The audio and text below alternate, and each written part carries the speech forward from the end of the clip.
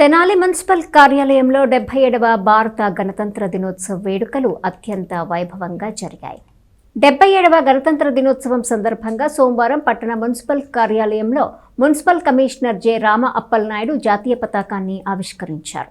అనంతరం పట్టణ పారిశుద్ధ్యం, పౌరసేవల రంగాల్లో విశిష్ట ప్రతిభ కనబరిచిన మున్సిపల్ ఉద్యోగులు, సచివాలయ సిబ్బందికి కమిషనర్ ప్రశంసా పత్రాలను అందజేసి అభినందించారు. ఈ కార్యక్రమంలో గౌరవ municipal chairperson Tadipaina Radhika Ramesh, vice chairperson, కౌన్సిలర్ల, పురపాలక సంఘ అధికారులు, సచివాలయ సిబ్బంది, ప్రజాప్రతినిధులు పాల్గొన్నారు. భారత రాజ్యాంగ స్ఫూర్తిని కొనసాగిస్తూ తెనాలి పట్టణ అభివృద్ధికి ప్రతి ఒక్కరూ కృషి చేయాలని కమిషనర్ ఈ సందర్భంగా కోరారు. అందరికీ శుభాకాంక్షలు తెలియజేస్తున్నాను.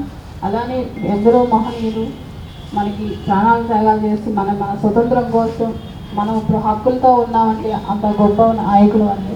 ఈ రోజున మన అంబేద్కర్ గారు రాసిన రాజ్యాంగంలో మన ప్రతి ఒక్కళ్ళు మన హక్కుల కోసం మనం ఈ రోజున చేస్తున్న ఆనందంగా ఉంటున్నామంటే అంత మహనీయుల వల్ల ఇలా జరుపుకుంటున్నాం. కాబట్టి ఈ రోజున మనం మున్సిపల్ ఆఫీస్ దగ్గర జెండా ఆవిష్కరణ చేశాము.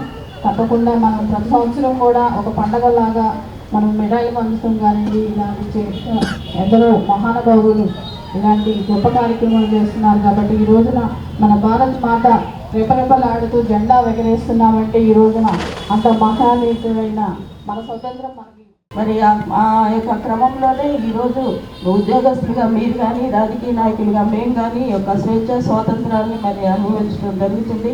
ఈరోజు మనము స్వేచ్ఛగా తిరుగుతున్నామంటే ఆనాడు ఎంతోమంది త్యాగాలు చేసి మరి అందులో మన యొక్క తెనాలి పట్టణ వారసులు కూడా ఎంతోమంది ఉన్నారు.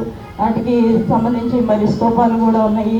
మరి అందు నిమిత్తం మన తెనాలి కూడా దీనిలో ఈ యొక్క స్వాతంత్ర కార్యక్రమంలో మరి మన తెనాలి ప్రాంత ప్రజలు కూడా ఎంతగానో మరి త్యాగాలు చేశారు.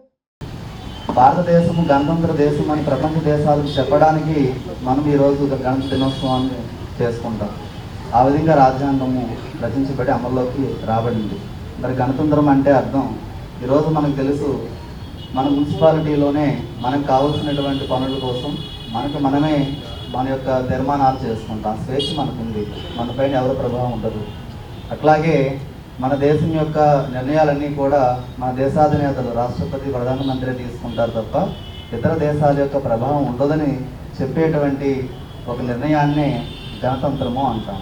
అంటే మన దేశము, మన నాయకులు మనంగా పరిపాలించబడతామే తప్ప ఇతర దేశాల యొక్క ప్రభావం